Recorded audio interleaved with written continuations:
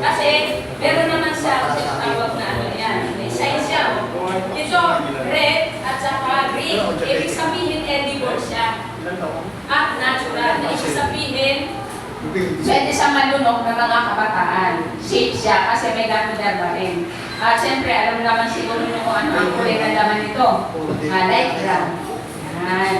Ito ng ating Wonder toothpaste. Ano ba? Sa mga kinakabatan, pwede. Sa mga almoranas, pwede rin. Kasi ang almoranas naman sa maglagay ng mainit na tubig sa trinola, lagyan ng toothpaste, steam yung almoranas. Yan. Para pumasok sa loob. Kasi wala na. Wala na almola. Kaya maganda ito. Tinawag na Wonder toothpaste. Na marami siyang pwedeng pang gamitan.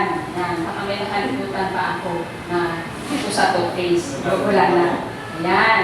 At syempre, sa ating mga kababaihan, meron siyang tawag na tightening effect. Ano kaya yun? Sino kami idea ng tightening effect? Ibig sabihin, binabalik daw. Totoo yan. Hindi pwede ang mahaba ng pero binabalik ang ating virginity. May pag-asa pa.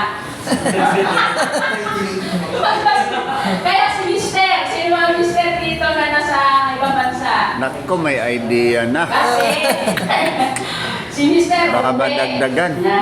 Oh. Ay, bakit? Parang sumikip ang EDSA. Parang sumikip ang EDSA. Malalaman ni Mister naman yan di ba? Pero kapag ka nagloko, bakit parang lumuwag yata ang EDSA? Buwangin tayo ulit. Merong nakialam. Ayan. Walang traffic. Tumawag naman kayo. Parang hindi ka antokin. Yung ba? Yan.